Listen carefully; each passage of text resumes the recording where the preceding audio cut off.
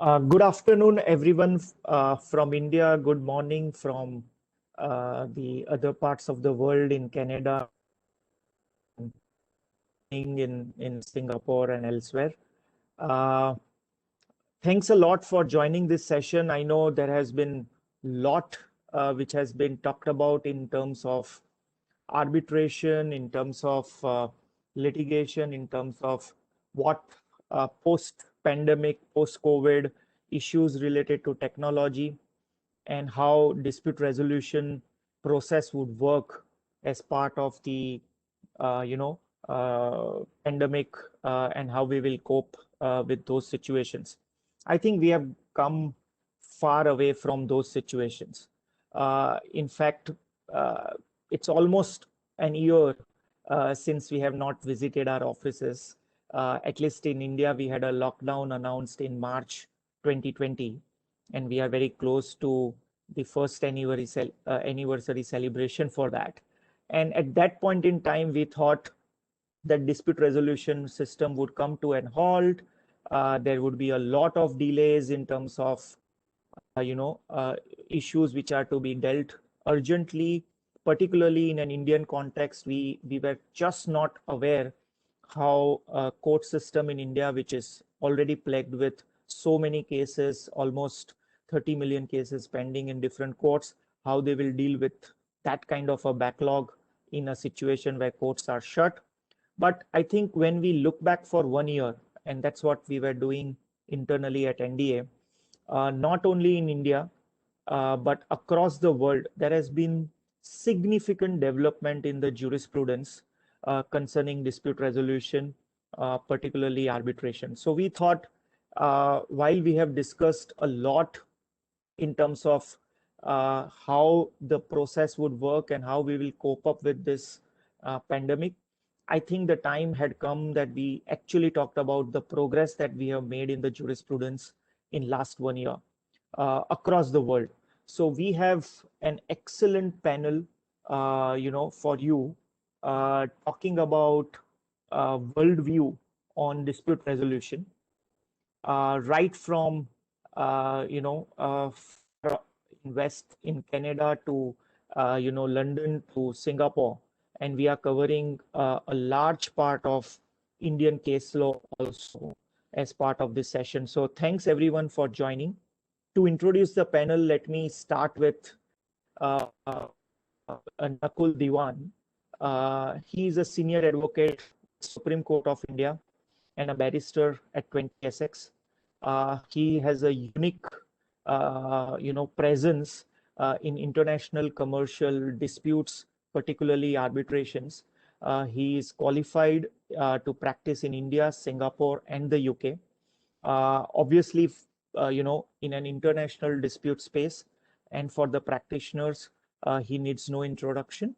And he's possibly one of the go-to lawyers so far as international commercial disputes are concerned. For us, he is definitely a standing counsel at NDA. We really rely on his advice quite a bit. So thanks, Nakul, for joining this session. And I'm sure the audience would really love to hear your views on what are the developments across the world, particularly from the jurisdictions where you practice, India, Singapore, and UK. We also have Donny Surtani. He's a barrister, arbitrator, and mediator with Crown's Chamber. He's now based in Canada. He was formerly a partner with one of the top law firms, Herbert Smith Freehills in London, and we have worked with them extensively on several international matters. And again, no need for further introduction, but I'm sure once we hear him, we'll know, the kind of value he can add to, some of the issues that we are grappling with. We also have Mayuri Watts. She is head legal and compliance at M+ Solar. It's a Petronas Group company. And prior to that, she has worked with several other multinational companies, before M+. And again, we have worked with her in the past and continue to work with her on different projects, and we thought will bring an excellent perspective from the corporate world as to how they are looking at the dispute resolution process and the way the jurisprudence is growing as part of this session. And last but not the least, we have Miriam Sears. She's an attorney at Torys LLP. She is extensively dealing with several investment straight arbitration, international commercial arbitration, and litigation involving clients in the field of mining, electricity, oil and gas, and transportation sectors. She is also a vice chair of the ICC Canada Arbitration Committee. And again, she'll be dealing with couple of very, very important cases which are in a way developing the arbitration jurisprudence and the way we will be dealing with it in the future. With that introduction, I will before we go to the panel and Alipak starts shooting questions to each of them, and we are all waiting to hear our panel. Let me also introduce our associate partner in this webinar, Association of Corporate Counsels. Thanks, Brendan, for joining this and supporting this event. This obviously is something which we are doing for the community which you represent. And, we as lawyers are, not heard unless you guys are there, right? So thanks. This is a session which is happening because of you. Before we start the panel, maybe you want to spend 2 or 3 minutes on the ACC and its activities so that the panel can also be benefited by some of the initiatives in future, which ACC would be taking. And then over to you, Alipak, immediately after Brandon. Thank you. Thank you so much, Vyapak, and thank you so much, everyone, for joining us today, particularly to Nishith Desai Associates for co-hosting this event. As you said, you couldn't do this without ACC. We couldn't do this without you. So thank you so much. It's my pleasure to be here with you. I am sitting in my apartment in Washington, D.C. this morning, and I will be very brief just about ACC before we get started. So the Association of Corporate Counsel is the world's largest in-house association for corporate counsel worldwide. We have over 45,000 members around the world across 80 countries. We're also a hub for online education and advocacy for in-house counsel with over 19,000 articles, sample forms, and contracts, and over 700 on-demand webinars like this one. I don't want to keep you from this excellent presentation, so what I'm going to do is I'm just going to drop my contact information into the chat. If any of you have any questions, thoughts about ACC, please do not hesitate to contact me. But for now, I will turn it back over to this excellent panel. So thank you all so much. Thank you very much, Brendan and Vyapak, for the introduction. Let me just quickly jump to the topics. And the first one is very interesting. We're going to talk about conflict of interest. And Dhoni will sort of help us navigate a couple of UK decisions which have come in 2020. So to start with, I think let's look at arbitral conflict. And I would request Dhoni to sort of comment and explain the UK Supreme Court's decision in Halliburton versus Chubb. The factual patterns are very interesting, but I would leave Dhoni to start, and then maybe we can all chip in with our ideas as well. Over to you, Dhoni. Many thanks, Alipak, and hello, everyone. The world of conflicts is an exciting one with its ramifications for potential arbitrator or expert disqualification. After all, usually at least one party is unhappy with the way an arbitration is going or has gone. And so wouldn't it be useful to think about how you can disqualify the arbitrator? Similarly, even before you get to a hearing, if you can knock out the other side's expert, you might consider that it's advantageous to do so. And as Vyapak said, whilst 2020 has been a strange year in so many respects, it's been quite the watershed year in terms of key legal developments. And so we've had not one, but two major judgments in the field in the past year or so. the Supreme Court decision in Halliburton and Chubb that Alipak mentioned, and also the Court of Appeal decision in Secretariat and a Company. As we go through it, our audience might notice some similarities between the two fact patterns, and yet they led to different outcomes. And so as we go through it, I'd be really interested to hear your reactions to the similarities and the contrasts between the two. The Halliburton case relates to a popular arbitrator, Mr. Kenneth Rokeson QC, who had been appointed as chair in an arbitration between the global oilfield services company Halliburton and its insurers Chubb, relating to the Deepwater Horizon incident a few years ago. A few months after he had been appointed in that arbitration, he also accepted a nomination by Chubb to be a wing arbitrator in a claim under a parallel policy that Chubb had sold to Transocean.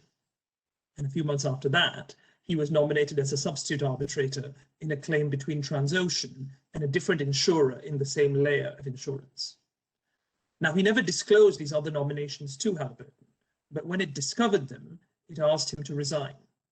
It said there was apparent unconscious bias on his part because Chubb would be aware of how he was dealing with and responding to matters in the other proceedings, whilst Halliburton was in the dark.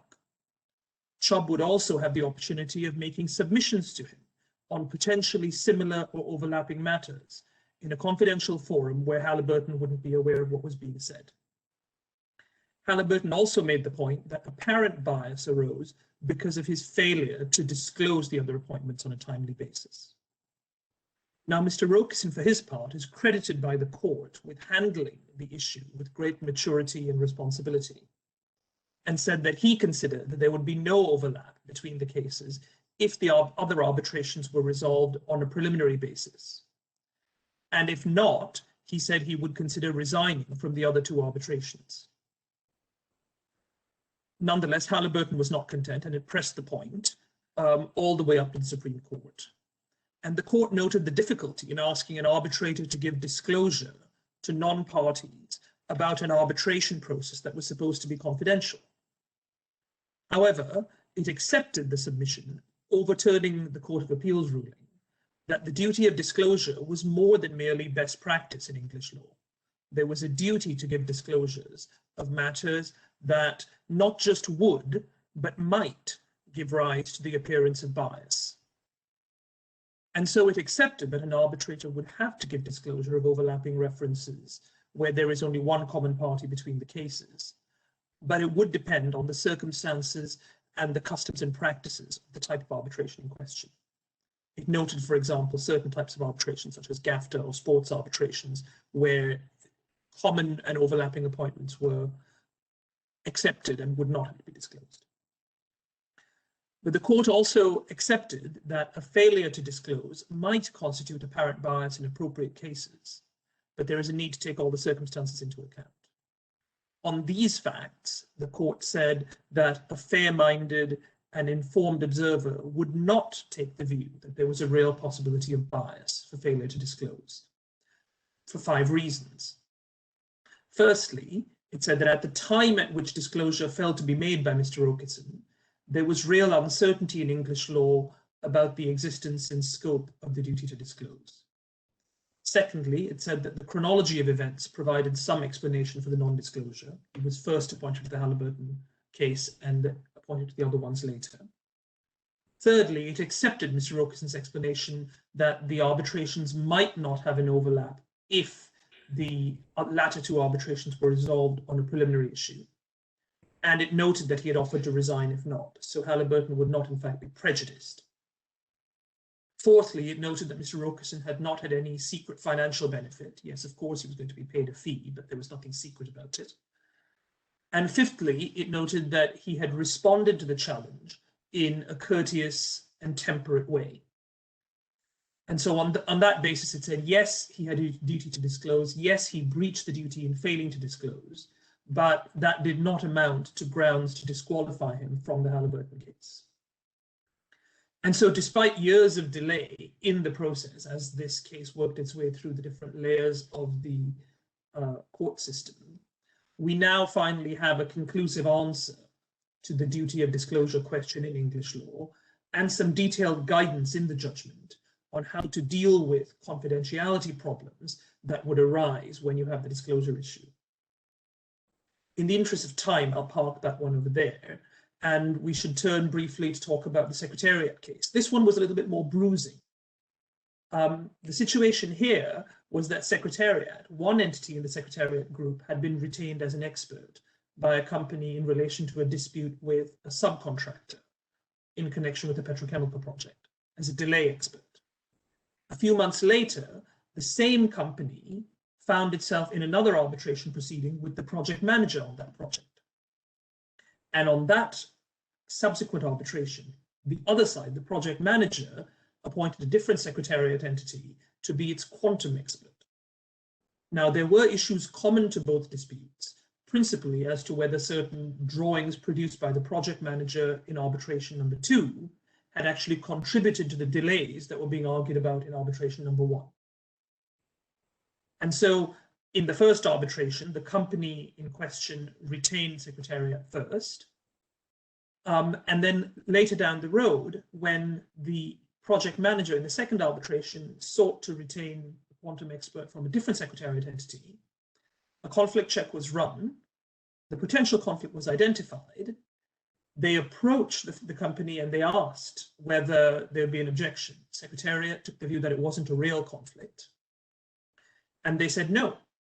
The company said, we're not happy for you to take an appointment in the second arbitration against us. So we think that you shouldn't do it. Nonetheless, the second Secretariat entity pressed ahead, took the appointment, and that led to the company seeking an injunction in the English court to try and prevent that second expert appointment from going ahead.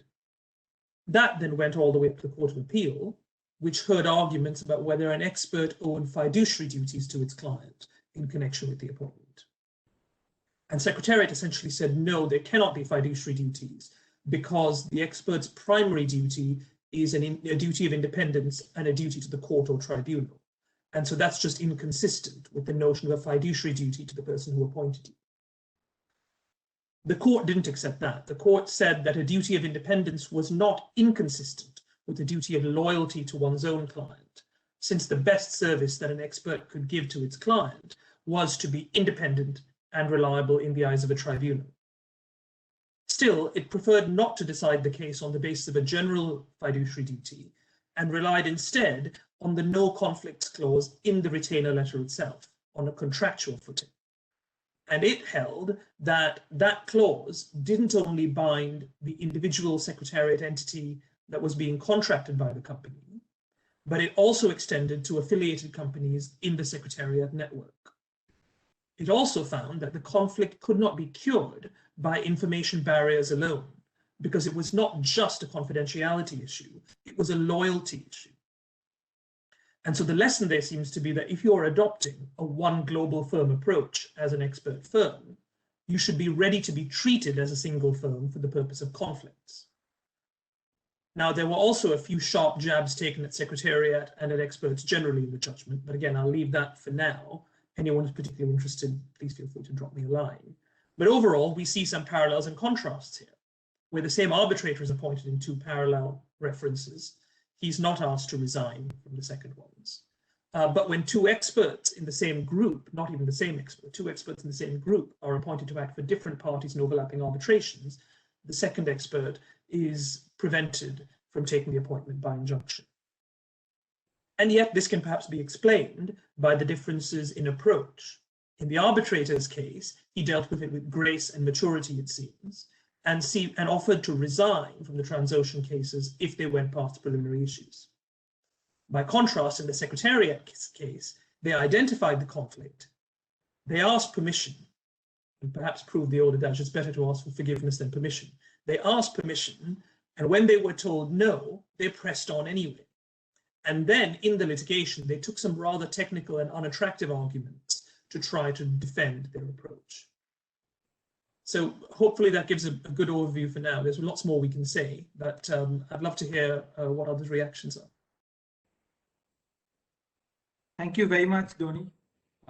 Unless we have any other reactions, we can move on. But suffice to say, even in India, I think there has been a lot of developments on this. In 2015, we amended our Arbitration Act. We now have 5th and 7th schedule where similar guidelines as prescribed. Then the Supreme Court, in the case of HRD, they have clarified that what are the thresholds to be met. So even in India now, we have a lot of guidance. I think the trigger point for the UK judgment, at least in the Halliburton case, was prior to this decision, there was not enough jurisprudence. I think that sort of, to my mind, that may have persuaded the judge to come to the conclusion the way he did. But nevertheless, moving to the next topic, which is a very equally controversial topic and has been a bone of contention in the last 5 or 7 years. Let me give some context to it. So in 2015, as many of us know, the Indian Arbitration Act was amended, and we have seen a lot of arbitration-friendly sections being inserted. Now, that has resulted in being India's perceived as a very good seat of arbitration, which is why, I mean, and while negotiating clauses, people are putting Indian seat as arbitration. Now, one issue which is connected to this is whether two Indian domiciled parties, whether they have the ability to cede their arbitration outside India. Sometimes people they don't write seat, they put venue, they put place of arbitration. These issues have been hotly contested in before a lot of arbitral tribunals, as well as in courts in India. Several high courts have opined on it. We have Nakul with us. He has presented arguments on many cases on similar lines.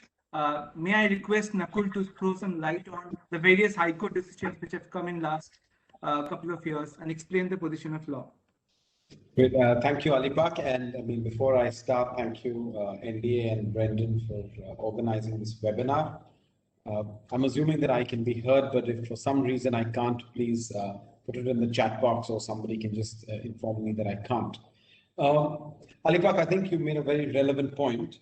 And where I want to pick this up from is by first telling you that the issue is before the Indian Supreme Court. So unlike the conclusive answers that you have in the Halliburton case, as well as in the Secretariat case, you have now asked me to address the audience on a topic which does not at one level have a conclusive answer.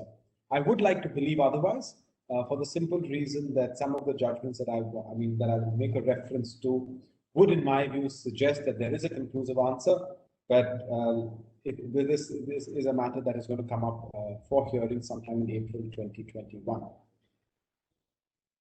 To begin my discussion, I think we've got to understand the real dynamics of where we are in relation to why two Indian domiciled parties even choose to arbitrate outside of India. You know, you very rarely hear this from a Singapore context or an English context, where you've got two Singaporean parties who enter into a contract and they have a foreign-seated arbitration, or an English context where you've got two English parties who enter into a contract and they have a foreign-seated arbitration. It doesn't. You don't come across this question very often. You do come across this question fairly regularly in the Indian context, and part of the reason why you have that is because of the way people structure their businesses. There's a lot of foreign direct investment in India, but the Indian entity is an Indian incorporated entity, which perhaps gets foreign direct investment, but at the end of the day is Indian incorporated. It enters into a contract with another company, and those parties then choose to arbitrate outside of India. The question that really then arises is whether they're entitled to do so.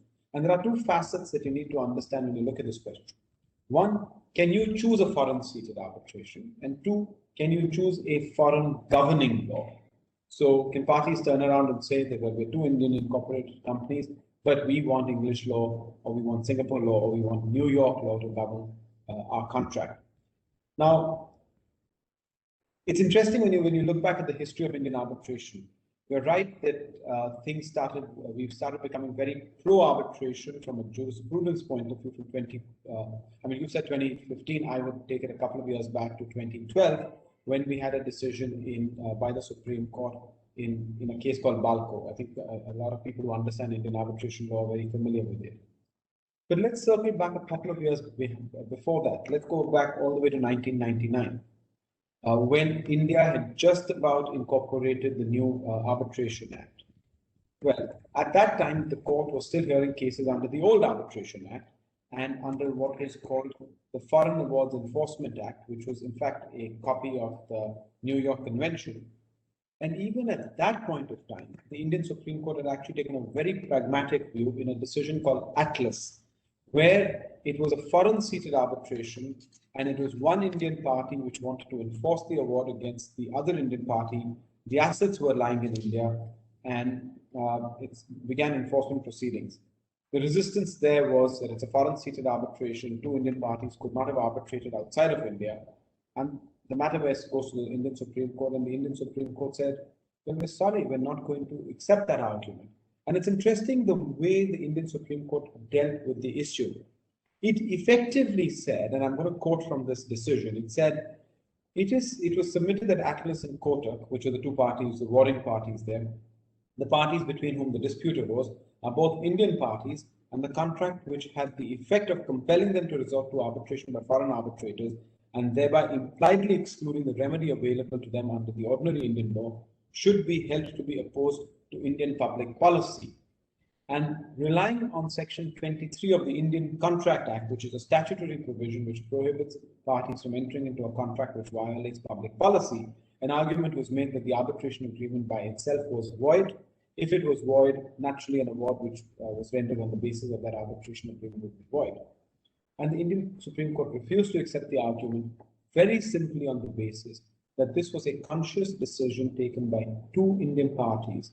And if that was a conscious decision taken by two Indian parties, they saw little reason for asserting or taking a position that it violated public policy. And that's extremely critical when you understand this from the perspective of party autonomy, because that's what it really boils down to.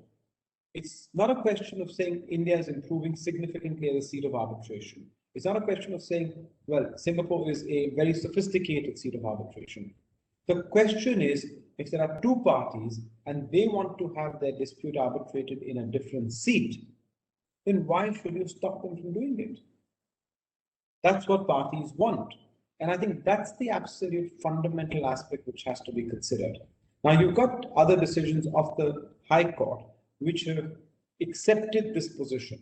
You've got the Delhi High Court in a case called GMR Doosan, which accepted that position when an injunction was sought with Indian parties looking at arbitrating in Singapore. And the Delhi High Court said, no, we don't see any reason why we should stop Indian parties. You've got a decision, a very interesting decision in the Rajasthan High Court, which pretty much assumed that there was no problem with this. It's a case called Barminco, where Barminco, which is a mine operator in Australia, had set up an Indian LLP to do some mining work in Rajasthan.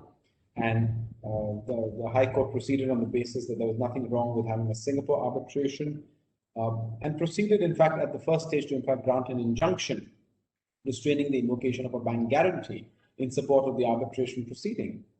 You also have another decision of the Indian Supreme Court in a case called Sasan Power, which again pretty much allowed two Indian parties to arbitrate outside of India. But the issue has never really come up before the Indian Supreme Court. So while the courts have permitted this to happen, the issue will now finally be resolved by the Indian Supreme Court in April 2021. And I think the way we need to look at this is from the perspective of why you should disallow two Indian parties from choosing a foreign-seated arbitration. And my argument there would be that you shouldn't, because at the end of the day, it comes down to the basic aspect of freedom of contract.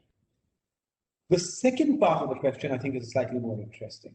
And that is whether two Indian parties can choose a foreign law if they arbitrate outside of India. Now, if they arbitrate in India, yes, there is, I would say, a restriction, an implied restriction in terms of the act, which says that if you have two Indian parties, you can't go and choose a foreign law to substantively govern your dispute. There is, and I think, an element of public policy which does arise, because you can't have two Indian parties turning around and say, well, we'll apply New York law, we'll apply English law, because we don't like a particular provision in the Indian Act. I mean, for example, if you look at the manner in which liquidated damages are computed, I mean, English law, as we know, with the judgment in Dunlop Pneumatic, has sort of moved ahead from there. You've got new decisions on that topic. Indian law still follows Dunlop Pneumatic. The question is, can parties choose to adopt English law and say, well, we've got a different law governing us, and we should be entitled to use that law? there may be there is, I think, an arguable aspect about a violation of public policy which arises there. Now, the question is, can you choose a foreign seat and choose a foreign law? I would say arguably not. The Delhi High Court, in a case which I argued, which I lost, said, well, yes, except they caveated that by saying if there's a foreign element to a contract, then you can choose a foreign law and the nationality of the parties doesn't matter. That matter is at the present moment vested with that decision. So at least as far as Delhi is concerned, you do have a particular position. It has persuasive value in the other parts of India, but the battle line seems to be drawn from the perspective of saying if there's a foreign element, then yes, you can choose foreign law. That's really where we are on that part of the jurisprudence. Thanks a lot, Nakul. And I think we have heard a very, very positions taken by different courts in India, right from 1999 till now. But if anybody has any questions, comments, or their experiences to share, please feel free to put it on the Q&A chat, and we will try and put it to the speaker right away. But moving further, I think this is possibly only way to travel these days. We have done UK Supreme Court, we have done Indian Supreme Court, now we are going to Canada. And let me bring Miriam here. And a very interesting and a very important case, got adjudicated in case of Uber Technologies, particularly as to what kind of agreements can be arbitrated between what kind of parties, whether it is conscionable or not. Maybe I can straight away bring her, and she can possibly give a little context, and also where do we stand on that law, and possibly we'll see some of these developments in India as well. So this is a great start for us. Thank you so much. It's a pleasure to be here. I have the privilege, I guess, of bringing to your attention and talking to you about a type of contract that everyone on this call is probably a party to, perhaps unbeknownst to you, and a type of arbitration clause that everyone is probably a party to. Quite likely unbeknownst to you, which is, of course, the services agreements in terms of use and of service that you accept and become a party to whenever you click that box on an app or in a website that allows you to use the service. And I haven't done a survey, but I'm sure I'm a party to at least 50 of them. And so hopefully disputes don't arise under those, but this case from Canada tells us a little bit about what how a situation may play out if a dispute does arise. So in this particular case, the contract in question was the Uber services agreement between Uber Eats drivers in Canada and one particular Uber Eats driver called Mr. Heller.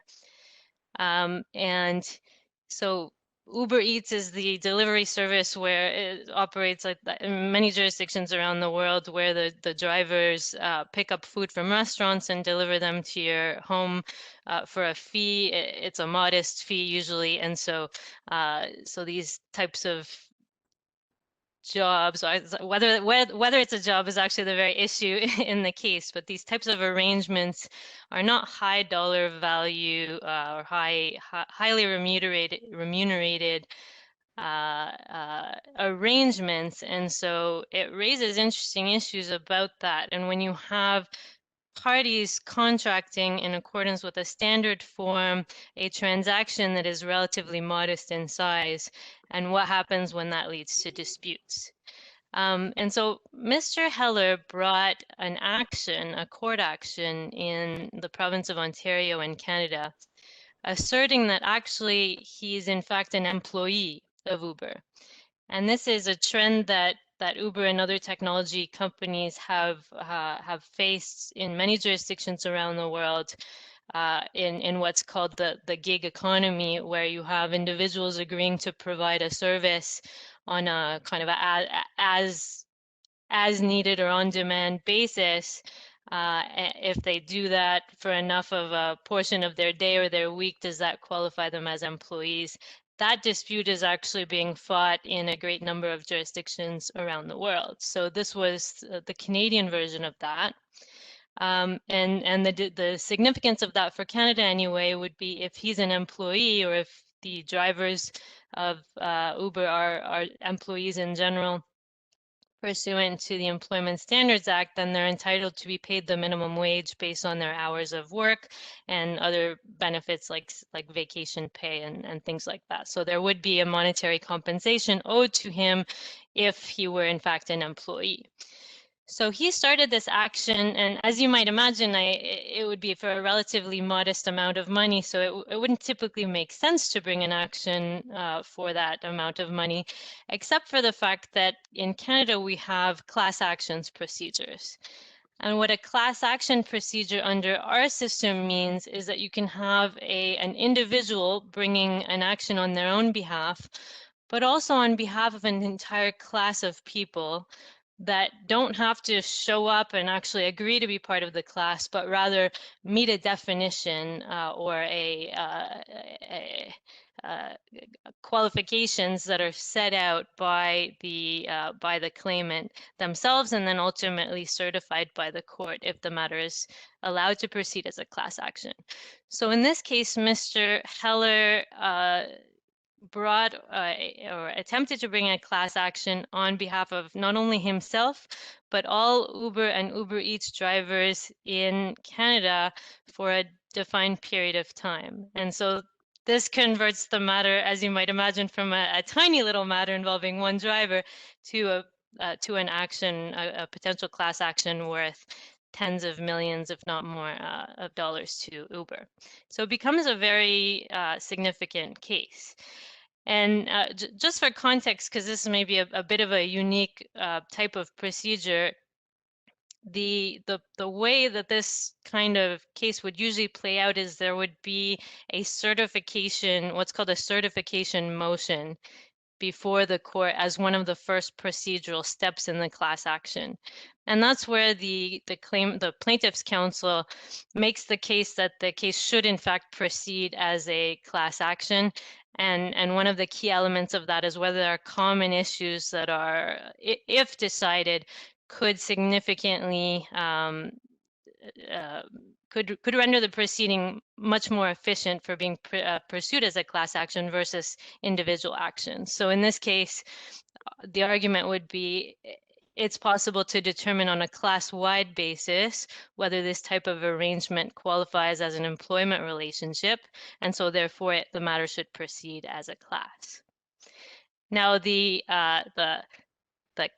qualifier here is that even before the case could proceed to that stage, Uber brought a motion to stay the action in favor of arbitration on the basis of an ICC arbitration clause contained in the services agreement, which, by the way, was the services agreement parties were the driver himself, so Mr. Heller, and a Dutch Uber entity and some other non-Canadian entities on the other side. So it's an international contract and an international arbitration agreement, which provided for ICC arbitration seated in Amsterdam. So you have a contract between an individual, not only an individual, but an individual of rather modest means in Canada, and a Dutch company and other non-Canadian companies with a seat in Amsterdam. So I think you can already fill in the rest of the story. The courts were perturbed by this situation.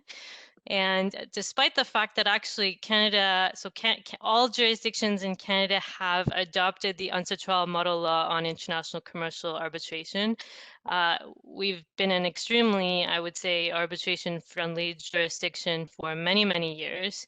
And the courts are very, very reluctant to allow court actions to proceed in the face of arbitration agreements, very respectful of competence, and very deferential, or we have very positive case law in terms of enforcing arbitral awards. despite that wave or tidal wave of jurisprudence that would suggest perhaps the right result here would at least be to respect competence and refer the matter of whether this arbitration clause should be enforced to the arbitrator. The courts were very perturbed by that because in this particular case, on these particular sets of facts, in their assessment, that result would be to prevent the matter from going forward at all. Because of the startup or the filing fee for an ICC arbitration that the court assessed at $14,000 US, which was far more than Mr. Heller's individual claim, and I think about half his annual salary. But obviously far less than the aggregated claim if you were to add up all the individual claims of the other class members. So the way this progressed is the lower court actually decided to enforce the arbitration agreement, not making any final decision about validity, but rather respecting competence, and referring the question of validity to the arbitrator. But the Ontario Court of Appeal and ultimately the Supreme Court of Canada decided not to, and they relied on the doctrine of unconscionability. So this is a doctrine that actually was relatively, it's not a commonly invoked doctrine, and the prevailing case law was and continues to be that it's a very high bar to invalidate a contract based on unconscionability. But in this particular case, the court found that those requirements were met, and it found that on the basis of the fact that this was a standard form contract, so it wasn't negotiated, and not only was it not negotiated, but in all likelihood, Mr. Heller didn't read it. I mean, I think we'd, especially as lawyers, we'd probably all like to stand up and say, of course, we read all these contracts that we enter into by checking boxes, but I mean, I'll stand up and say, I don't. And they're very long and they're very complicated and so on. And so that type of a contract, I guess, attracted, although they are enforceable for the court, that was a relevant factor, that was the type of contract versus had they obviously entered into a negotiated contract with counsel involved. The cost and the relative cost relative to the size of the claim and the size of his annual income was a factor. The fact that the seat was Amsterdam. Now, interestingly, and I think those arbitration practitioners here, I was going to say in the room, but on the call, know very well that the fact that the seat is in a different place means very little in terms of the way the hearing can be set up, especially now that I think because of exigent circumstances, the entire world is used to conducting virtual proceedings. But for the court, it was significant that the seat was not Ontario. And so based on those factors, the majority found that it was an unconscionable agreement and therefore invalid, and therefore there was no need to refer the matter to the arbitrator. And the matter is actually now proceeding to that what would have otherwise been the first stage, which is certification. Now, where does that leave us? I think it would be an exaggeration to overblow the implications of this. I think for commercial cases involving negotiated contracts, I don't see this case having much application at all, beyond the fact that parties who seek to avoid arbitration clauses may now plead more frequently on unconscionability. I think the bar remains extremely high, and these were extreme facts. However, for standard form contracts, and especially standard form contracts involving individuals, I think it's wise for companies who have such contracts as part of their business to review them for relative fairness. And Uber did that very thing, and I believe it has been doing that throughout the world, and other technology companies have as well.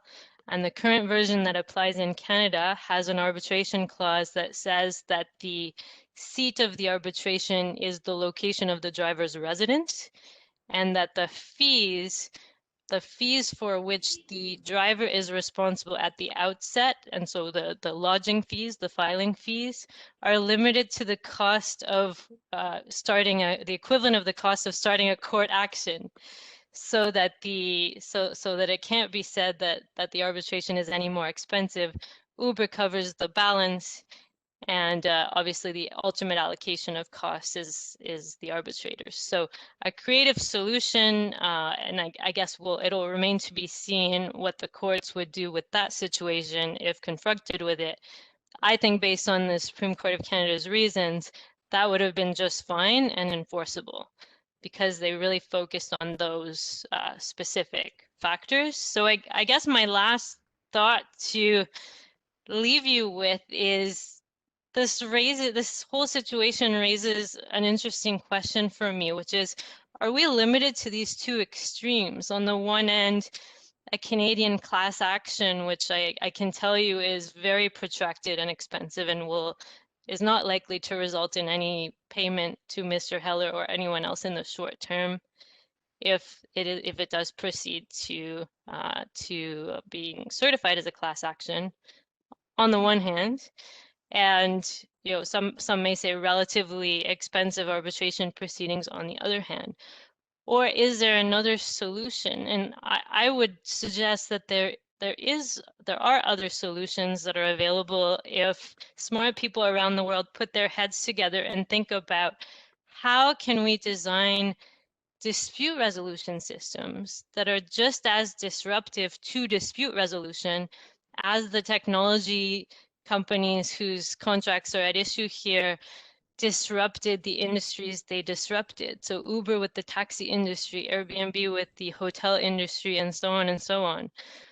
Those companies totally changed the game. And is it time for online dispute resolution or other mechanisms of that nature to totally change the game of dispute resolution? And what does that look like? And so I would open the floor to discussion about that. And it's certainly become one of my pet topics of interest.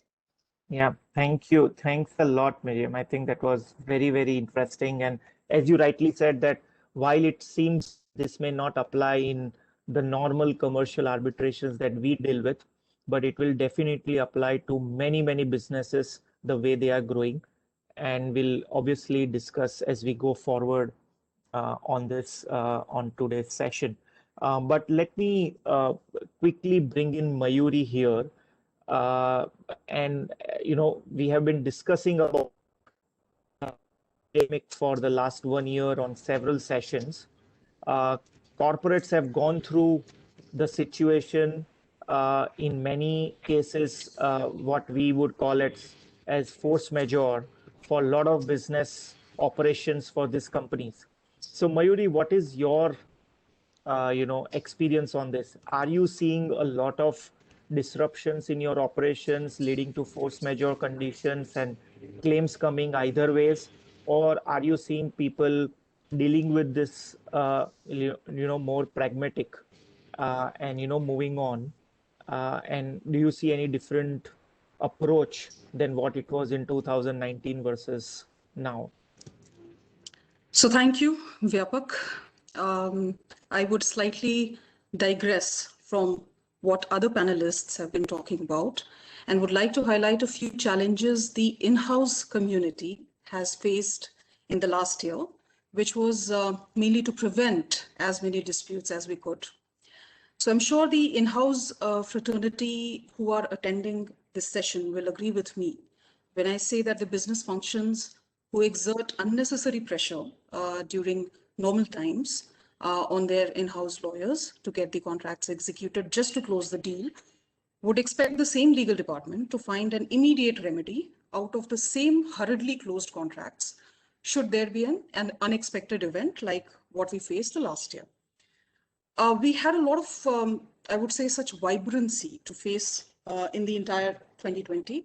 I believe the biggest learning we as an in-house team had was we must conduct the contractual negotiations with an open mind.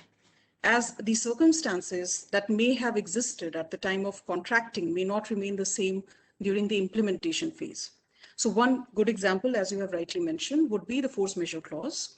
COVID era has let force majeure clause have a moment of its own. There is no doubt about that. A clause which had so far been treated as one of the boilerplate clauses and was generally, kind of factored into the miscellaneous section, has now become one of the most trending terms, not only for the lawyers, but also for the business houses. Now, specific to the industry that I currently work with, which is renewables, the exchange of FM notices with our third parties triggered as soon as the central government started issuing key notifications on this topic. Some of them were in fact issued even before the lockdown was announced for the first time. For example, there was one notification in February 2020 by Ministry of Finance, where the ministry clarified that the disruption of the supply chains due to COVID should be considered as a case of natural calamity and force majeure clause, and can be invoked wherever considered appropriate. Then there was a notification by WHO, wherein it was declared as an officially it was declared as a global pandemic. It was somewhere in first week of March, if I'm not wrong. In pursuance to that, Indian government also ordered a complete nationwide lockdown on March 25th, 2020.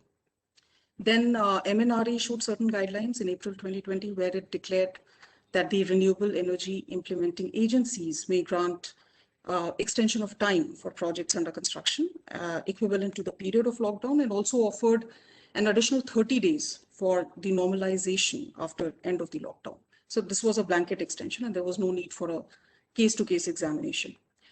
So we started quoting all these notifications in our FM notices, which really helped us in the sense that most of our third parties, starting from our customers to our suppliers side, as firstly, there was no dispute regarding if there is at all an FM event which has occurred or not, because these notifications were absolutely clear. They had clarified in unequivocal terms that the pandemic was indeed an FM event, and that an implementing agency can avail if there is a default that has taken place. So from the interpretation point of view, it had already ironed out all the initial hassles as far as serving of the notice was concerned.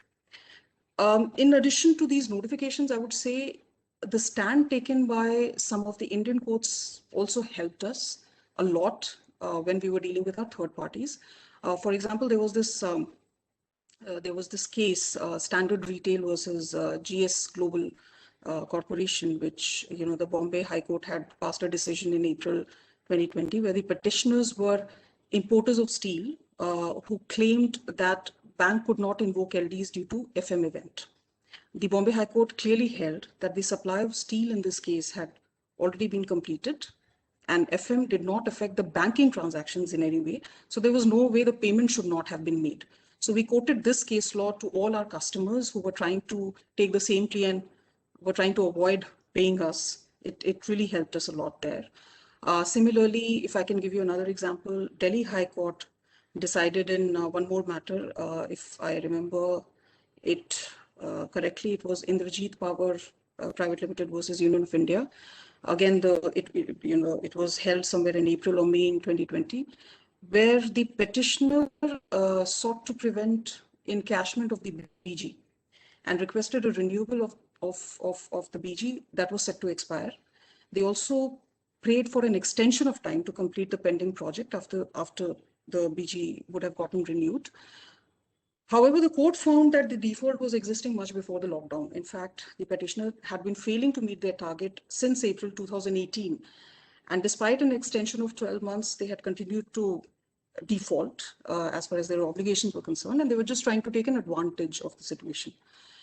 Hence, the respondents were not wrong in invoking the BG. So we use this as an example when we were dealing with our contractors, because they were also trying to be a little tricky, and they were actually defaulting since February 2019, and once the lockdown was announced, they went even slower and slapped us with an FM event. So we straight away declined to accept it, quoted this case, and asked them to cough up the LD for delay. So yeah, quite a vibrant year for us. That's true. No, that's true. I think it's very difficult to, segregate cases where there are genuine issues versus people are misusing the FM events. And as we say in an legal scenario, hard facts make a bad law, right? So once you have True. hard facts, the law is made, but that may not really apply in many real situations. But then you have to deal with it. So so that's where we end up with dealing with a law which everyone knows is a bad law, but that was based on some facts which don't match with yours. But then ratio is a ratio in that context. So I think with that, thanks a lot, Mayuri, to give a very detailed perspective from a corporate perspective, which is the most important from our discussions. We do have a couple of questions from Sanjeev. Sanjeev, will ask them to Nakul in a bit. Before that, maybe Alipak, you want to take up a couple of more topics, and then we'll go back to the questions from Sanjeev. Sure. So our next topic is arbitrability. So this is also again a hot topic. We have had cases like Radhakrishnan case, I.S. Swamy case by Supreme Court. Mostly the discussion was whether fraud is arbitrable or not. But last year in Vidya Drodia, Supreme Court sort of has passed a very detailed judgment on what is arbitrability. They have looked at the earlier cases. I would invite Nakul to share his thoughts on the case. Thank you, Alipak. Again, I'm going to try and keep it short, but in trying to keep it short, I still have to go back to some history. It's very interesting when you look at the way this Indian Supreme Court has had to tackle the issue of arbitrability. And again, you've got to understand it from the realistic Indian context. When you look at how the court has to pick up domestic issues in what is otherwise an international statute and what is otherwise an international concept. Vidya Drodia, which is a 2020 decision, is not the first time that the Indian Supreme Court has had to extensively deal with the issue. Alipak, you're absolutely right. I mean, you go back a couple of years, you have a decision called I.S. Swamy, and you go back a couple of years before that, you've got a decision called Booz-Allen. And all of it naturally comes in, all these decisions are actually products where the Indian Supreme Court has actually seen the international concept of arbitrability and then applied it to the facts of a particular case, which is an Indian-related case. Now, how do I break this down into three spheres? In Booz-Allen, the Indian Supreme Court generally set out what arbitrability meant and said, well, there are certain categories of disputes which are non-arbitrable under Indian law. And typically amongst that general consideration were aspects such as criminal cases, matrimonial cases, fraud cases, as you correctly pointed out. But it sort of left it at that. Now, naturally, if you have a general aspect which says fraud, well, and you've got parties who try and become very clever, you start having defenses on fraud, only to make cases non-arbitrable, when there really isn't any fraud. And then, so you slowly then have a court which starts appreciating what's happening, and then you have more nuanced jurisprudence which says, well, fraud in the criminal sense can't be arbitrated, but just because you've rendered a judgment which says, well, there is fraud, doesn't necessarily mean it's non-arbitrable. Civil fraud, to the extent that it arises in relation to a contract, will be arbitrable. So you sort of take it down that path. All of it only seeming to suggest that the Indian Supreme Court is very conscious that if parties have chosen to arbitrate, you should send parties to arbitration. But that's not the only context, and from there you got the decision in I.S. Swamy. I.S. Swamy went one step further in a concurring decision of one of the judges, Justice D.Y. Chandrachud. He went a step further by saying, well, if you have a specific statute which is set out for dispute resolution, well, then in that scenario, well, you cannot say that it must go to arbitration because you've got to look at the legislative intent. For example, cases such as patent. Yes, there are aspects in relation to in rem versus in personam, but even if it is something which is in rem, even if it's something which may potentially be in personam, if there's a particular statute which sets out a particular remedy, then you may arguably have to go there. But that really still wasn't the last word on it. So all of this then culminated into Vidyadrolia, which was a reference by a 2-judge bench, which went to a 3-judge bench for having a look at the entire conspectus. And Vidyadrolia by itself related to a tenancy case, where the issue was when you have statutory tenants, could you look at arbitrating those disputes? And naturally, and not surprisingly, the court took the view that when it came to statutory tenancies, you cannot arbitrate those disputes. If there were contractual tenancies, then potentially you can. But what the Indian Supreme Court has set out in relation to arbitrability is a 5-pronged test. And that's in relation to subject matter arbitrability. What they have said is that if there's a matter which relates to actions in rem that do not pertain to subordinate rights in personam, then it's non-arbitrable. And this is extremely critical from, say, a patent or an IP perspective. I may have a right under an agreement. There may be a concept of an infringement under an agreement, and that is potentially in personam. It doesn't necessarily mean that I can't arbitrate that, because we're not looking at arbitrating the larger right in relation to somebody's right to own a trademark, which naturally would be in rem. So again, that's an aspect which has to be decided on the facts of a particular case. The second threshold which the Indian Supreme Court has now brought out is whether, when it affects the rights of third parties, does it have some sort of an erga omnes effect? And they say, well, if it does, then it's non-arbitrable. The third aspect which they brought out is whether it requires some form of centralized adjudication, where they say, well, that mutual adjudication between two parties through an arbitration proceeding would not be appropriate or even enforceable. The fourth aspect which they now consider non-arbitrable is if it relates to inalienable sovereign and public interest functions of the state, and therefore again they say that in a scenario such as this, mutual adjudication would not be enforceable. And the fifth aspect is whether the subject matter of the dispute is expressly or by necessary implication non-arbitrable in terms as per mandatory statute. So again, you're bringing in within its fold matters such as criminal law, matters such as matrimonial law, which again under India are non-arbitrable. So that's what has been set out currently by the Indian Supreme Court. Is this the last word on it? The answer is no, because if you look at the way the Indian Supreme Court has approached it, it would have to be a fact-specific case that the court would have to decide is whether it's arbitrable or non-arbitrable. One other issue which is sort of left open is whether the arbitral tribunal will make that determination or whether the court has to make that determination. And what the Indian Supreme Court has said is that if it's a pure legal question, well, yes, the Indian Supreme Court, if it's appointing an arbitrator or considering a matter which a party wants to refer it to arbitration, will look at considering it if it's a pure question of law. If it relates to a question of fact, well, they might well then leave it to the arbitral tribunal. There is a pending case before the Indian Supreme Court, which again has effectively part heard. It comes up for hearing again on Tuesday, which relates to insolvency proceedings and whether they are arbitrable or non-arbitrable. The issue of whether it's in rem or there's a subordinate in personam right will come into play for the Indian Supreme Court. So like I've said, the last word on this is not yet done, and it will, hopefully we'll get some more clarity on this in the next couple of weeks. That's correct. Lawyers will never be out of business. I'm sure there will be enough to argue on different factual pattern. And before we go to Donnie, we have a very interesting case which Donnie is going to give an update on. But before we go to Donnie, just one last question, Nakul, to you.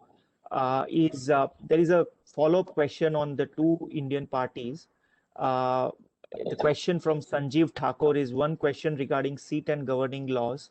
Just wanted to reconfirm the law as it stands today is while parties can choose seat outside India, but not governing law. I think broadly it is correct, subject to what Supreme Court will now say on different judgments. But is it that view, Nakul, your view as well? It's a very difficult question to answer. And I'll tell you why. Much that I'd like to believe that it's a correct statement, I don't think it would be fair for me to say affirmatively it's correct. And my reason for saying so is the following, and it's not simply limited to the fact that the matter is pending before the Indian Supreme Court. Yes, awards have been enforced where parties have chosen a foreign seat in the past. So that we know has happened. Yes, there are Indian Supreme Court decisions and High Court decisions which have referred parties to arbitration, even if they are Indian parties. There is no categorical decision which says two Indian parties can choose a seat outside of India. In a pure domestic Indian scenario. So that really begs the question on whether you can categorically say that two Indian parties can choose a seat outside of India. Yes, it's happened. Courts have accepted it, but I wouldn't say that it's a ratio of any single decision. Sure. Which then brings me to the second point, which is what about governing law? The Delhi High Court has said that two Indian parties can choose a governing law which is not Indian law. And yes, that is the ratio of that decision. But in the facts of a case where they have taken the view that there was an international element to that transaction. Now, the question you need to ask yourself is what happens if there's no international element to the transaction? Will the court come to the same decision? Well, I am not certain that they will. Again, so the jury will be out on that. Sure. Thanks. I hope that answers the question, or at least clarifies some of the issues on this aspect. Over to you, Alipak, and we continue with the other aspects of this session. So sure. So moving slightly away from arbitration, we'll now talk about class action claims. It's not very popular in India. Yes, there are provisions under the Civil Procedure Code where one can file representative suits. Yes, in 2013, Companies Act was amended in India where you could file a class action claim, but there are various thresholds and this has not been used enough. But Dhoni will talk to us about the English decision in Lloyd versus Google, where data privacy class action claim was brought about, and I invite him to discuss the case and for all of our benefit. Thank you. Yeah. Alipak. It's interesting as we hear this conversation so far. 2020 really was a watershed year, it seems, for dispute resolution in many ways. I'm going to cheat a little bit because Lloyd and Google, the Court of Appeal decision was in 2019 and the Supreme Court decision is due this year. But there was some quite significant developments in this field in 2020, so I hope you'll permit me my little cheat. It's probably worth, to understand the significance of Lloyd and Google, it's probably worth recapping briefly on the class actions landscape in England, which is a bit different to what Miriam described for Canada. And perhaps might be more familiar to the Indian audience. Just a few years ago, most English practitioners would have said that class actions are irrelevant in that jurisdiction, because unlike the US, Canada, and Australia, there is no English law procedure for one person to come forward and bring a claim to represent an entire class of people on an opt-out basis, with all the accompanying machinery of third-party funding, certification battles, disputes over carriage, and claims administration. The best we had were group litigation orders, or GLOs, where a group of people with similar claims could opt in to have them manage together and achieve some efficiencies and try to reduce costs. The one exception to this from 2015 onwards was competition law damages claims, so a very narrow class of claim, where there's a special statutory regime that allows representative claimants to bring opt-out class actions before a special competition tribunal called the CAT. The rules require a would-be representative to seek at the first stage a collective proceedings order, or a CPO, in order to act as a representative. Since 2015, however, there have only been 2 substantive hearings on an application for a CPO, one of which failed, well, both of which failed the first instance, but the second of which was a huge claim, a £14 billion class action against Mastercard, the case of Merrick's and Mastercard. I don't want to get too far into the weeds of that one, but just very broadly, it relates to alleged overcharging by Mastercard that led to UK consumers paying more for a wide range of goods and services. The tribunal declined a CPO because it said the claim was too difficult to run in practice. And in 2020, we had a pronouncement from the Supreme Court saying that that was too restrictive an approach, and that actually it should in principle be allowed. And because that decision was quite permissive, we can now expect to see many more certification applications coming forward, and the law in this area can be expected to develop quite quickly. And so against that backdrop, let's look at Lloyd and Google. The big question really is whether non-competition claims can also be the subject of opt-out proceedings in the English system. There's no machinery for it, but it's being tested by a data privacy campaigner, Mr. Richard Lloyd, who has sued Google for violations of the Data Protection Act in obtaining his internet browsing data from his Apple device using what was known as the Safari workaround to take his browsing data without his consent. He's using a procedural device known as a representative action, which may be akin, Alipat, to what you referenced a minute ago, which is usually in England only available where all parties are said to have the same interest in the litigation. And so while different victims of a data breach would usually have quite different positions in terms of damages, Mr. Lloyd is trying to meet the same interest test by claiming only for the common minimum that they all suffered. So not taking individual circumstances at all into account, but only claiming for a sort of what has been referred to as lowest common denominator damages in order to achieve homogeneity in the group. Now, on that sort of test, a very narrow test of damages, Mr. Lloyd's individual claim is likely to be just a few £100s, but the class is said to comprise some 4 million people. So you can see how quickly this becomes quite a substantial claim. Now, in 2018, the High Court rejected this innovative approach and declined to accept jurisdiction over Google on this basis. It said effectively that the lowest common denominator approach was an artificial way to get all class members to have the same interest in the claim. And that's not what the representative action procedure is for. The court also expressed some skepticism about the whole endeavor, describing it as officious litigation that would mainly benefit the lawyers and funders and not the actual class members. However, in 2019, the Court of Appeal overturned that and said that this approach is permissible, not least because it was the only practical way to enforce data privacy rights in many cases. The economics just wouldn't work, rather like what Miriam was talking about with the Mr. Heller's case. When the individual claim values are so small, the court recognized that really this was the only way in which companies that violated data privacy law could be held to account. Now, last year, the UK Supreme Court gave permission to hear Google's appeal from that decision, and that appeal will be heard in April. And so later this year, we should know whether companies who handle the personal data of UK residents need to worry about this or not. But in anticipation of that decision, lots of others have been lining up in the last year. I'm aware of 2 claims that have been launched against Facebook and one against a hotel company that was the victim of a data breach that have all gone public and are awaiting the outcome of the Google case before they press forward. They're all data privacy claims, albeit some are under the GDPR and others are under the old data protection law. I should also say I'm not sure that this procedure could be used outside of that kind of context, for example, for securities litigation or mass tort claims, because on any view, the causation and damages issues in those kinds of cases would be really quite different from one class member to the next.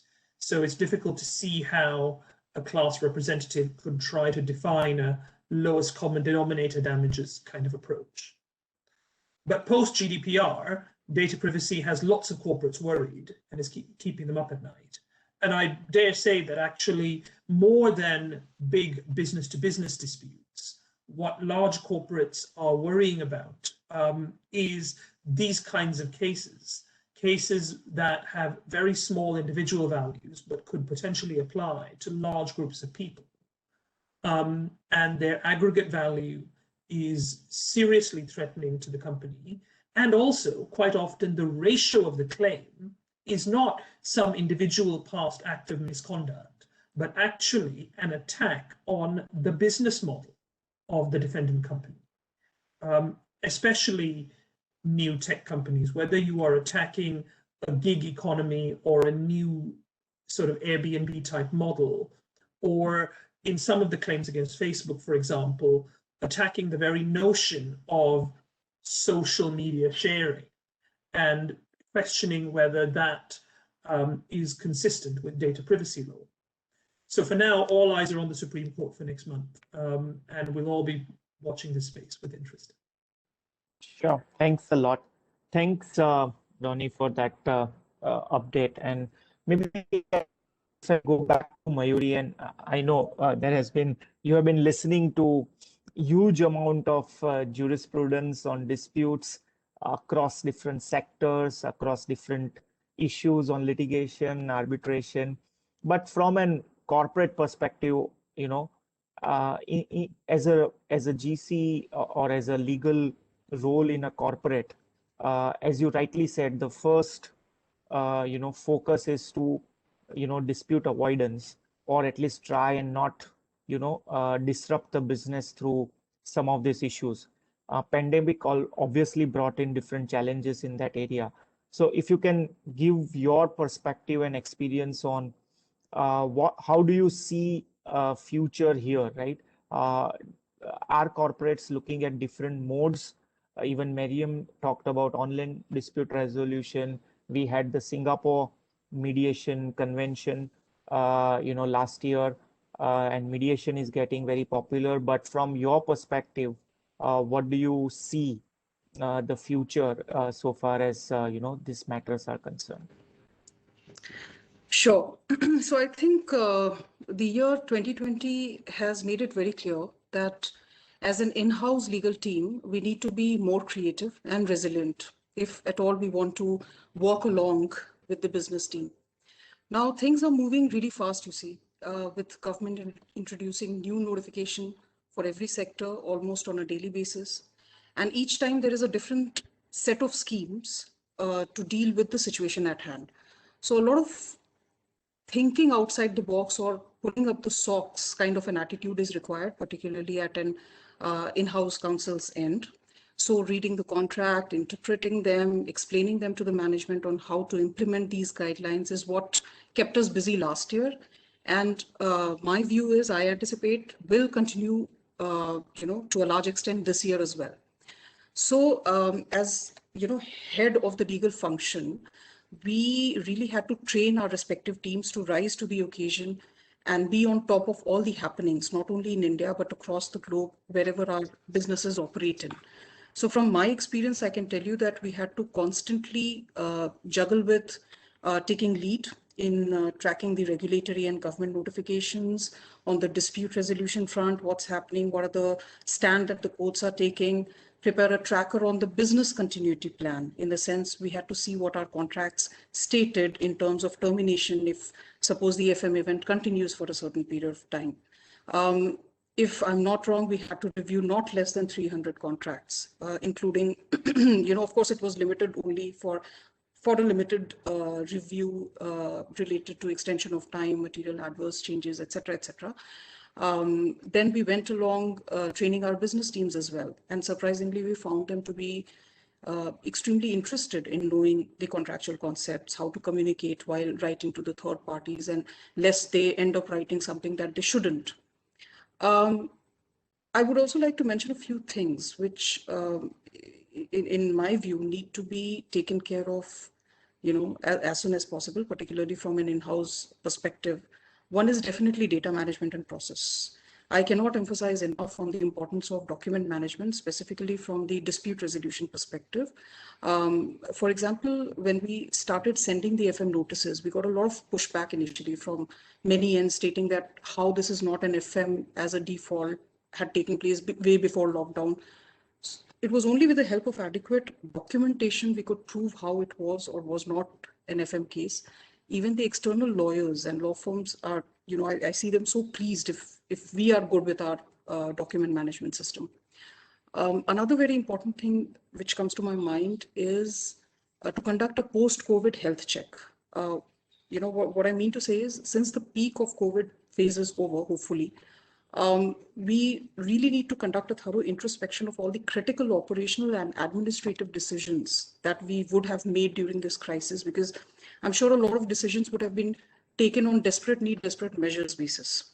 So we really need to go back and see if they are still okay in the long-term interest of the company. For example, all the payments, we may have had with our customers and lessees to hold on to the payments until the situation becomes better.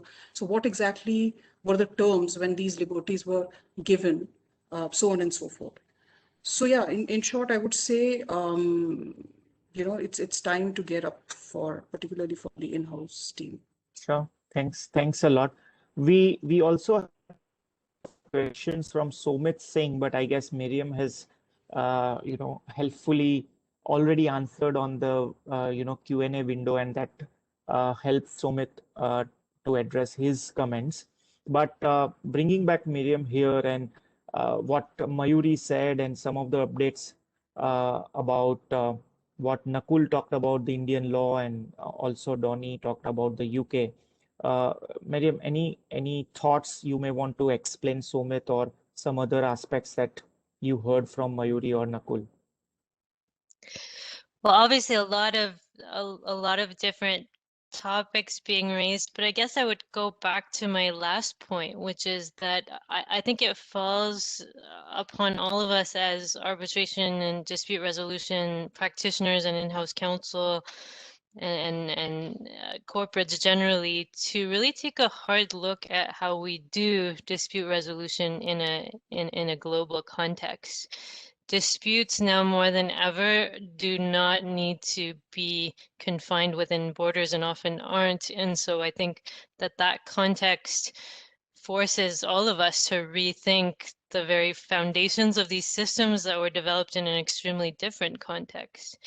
And this pandemic, if it has a silver lining, is I think that there's been by necessity, a widespread adoption of certain ways of doing things that were unthinkable for many of us 13 months ago.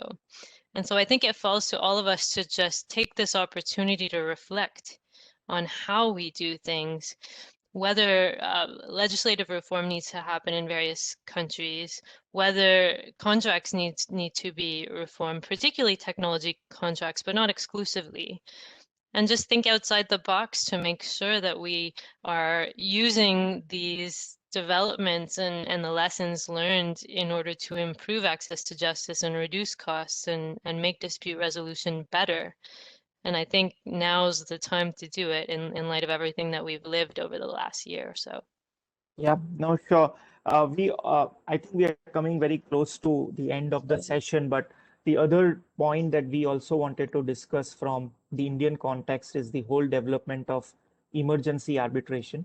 While that law is just getting developed because we have a very, very highly and hotly contested Amazon versus Future retail matter pending before the Supreme Court. So maybe we'll keep that discussion for next webinar.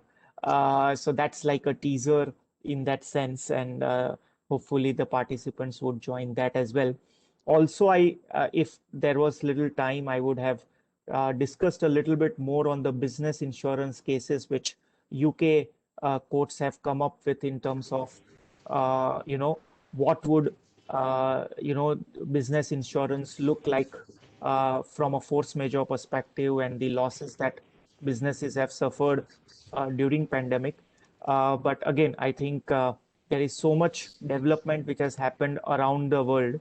We thought we'll cover the most important or the most critical today, and maybe we'll come up with part 2 or a season 2, like what online, serials and online data is. So we'll definitely come up with part 2 of this series. And in the meantime, if Mayuri, Donnie, or Miriam, if you have any final comments on this session or some of the issues that we have discussed, I would feel just, sure, Vyapak, I would just like to share some thoughts that I have, particularly in respect of the arbitrability issue that Nakul discussed about.